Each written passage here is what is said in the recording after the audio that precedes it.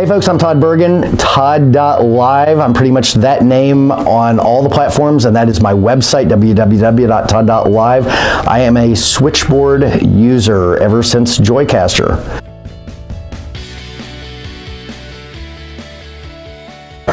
Yeah, so Slam Dunk Studio is, right now, it's currently a 2-volume set. Slam Dunk Studio 1 is a run-through of all the equipment that I have in my studio so that you can go out and get it yourself if you want. I also talk about alternatives to my equipment, so if it's not within your budget. I didn't like break the bank with my studio, but it is expensive. It is a little more expensive than what some people might want to do.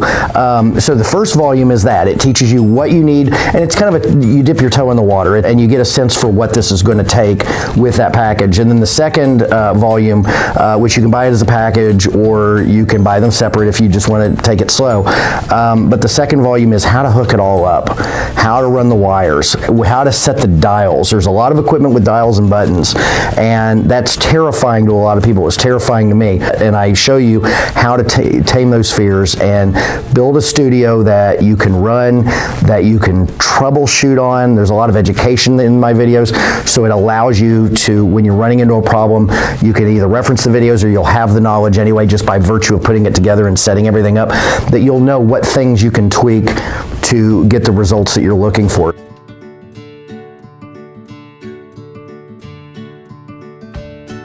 The reason why I wanted to multicast is I had the flu one day, one week, and I just happened to be, when I was laying in bed, Gary Vaynerchuk, and promoting one of his books, I can't remember which one it was. He did what he called Super 8, and he was going live on 8 platforms for 8 hours to promote his book and drive up the sales.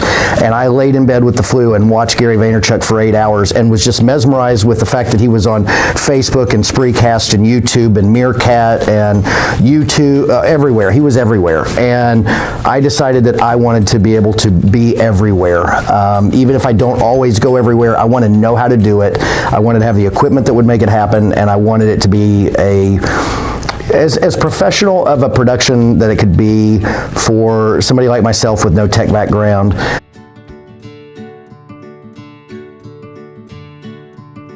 Live streams that are engaging to me tend to have good audience participation. The subject matter needs to be good to capture my attention to where I'm actually going to want to watch.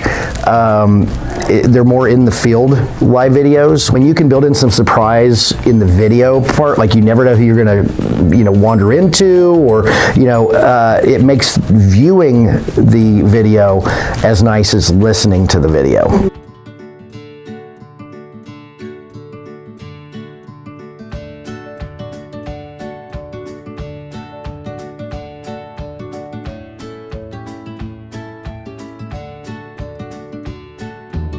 They have, they've got their act together.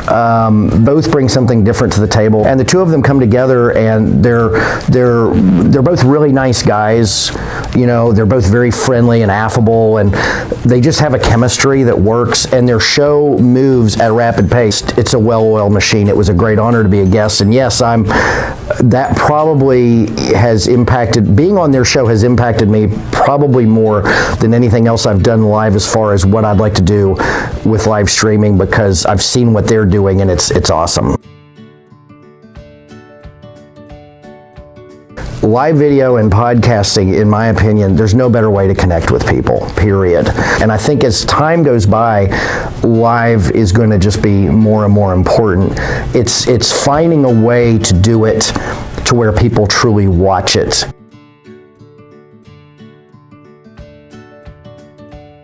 Snapchat is where I got my start in video, and that's where I trained myself to talk to my phone and to build an audience. And Snapchat's having real trouble right now. I haven't been on Snap doing much. I snap occasionally, but they're going to have to do something. People have been calling for them to do live video now for 2 years, and it's not happened. They're very stubborn. I love Snapchat. I hope they get to do it, but they don't listen to their people.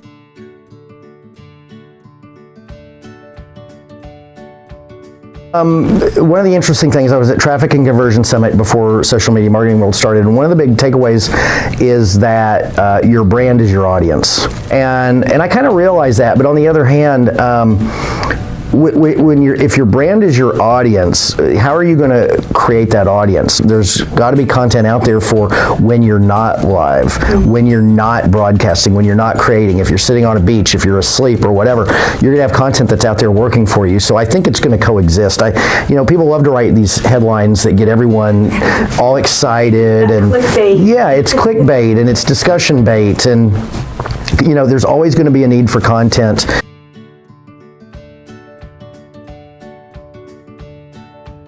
Things happen, right, when you're live, and you just have to roll with it. You have to be real with it. You have to be, you have to understand and drop some of the perfectionism. Every time I go live, the leaf blower guys show up on my street, and I have to worry about if my microphone's picking that up. And I'm not going to turn it off just because they're out there.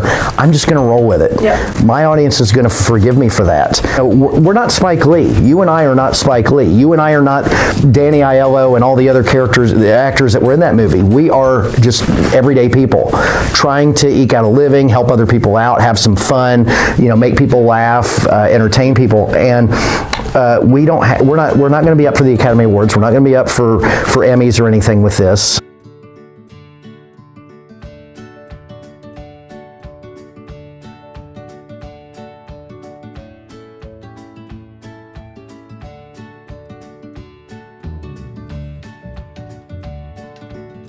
Go live today. Push the button.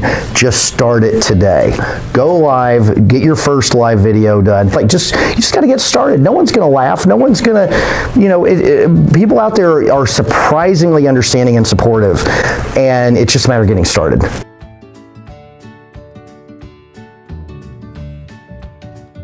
There's challenges to tri-casting or multicasting. There's some big challenges, and it's an art that you have to learn and figure out, but I think it's worth it. It helps a lot with the post-production. As a broadcaster and as a creator of content, I'm always trying to find ways to eliminate steps and eliminate friction in getting my work in various places. And when I can go live on Facebook, and Facebook and YouTube are the important ones to me. Periscope's just like it's there and I can do it. But I don't have to commit to just Facebook and then send my information over to YouTube after the fact, and I don't have to do it the other way around. It's going to both places in HD, in real time, with comments. Both platforms are going to like that I'm sending it there directly and live. And I don't know how that'll play out over the years, but I think there's nothing but good. So that's why I'm really happy to have a tool like Switchboard.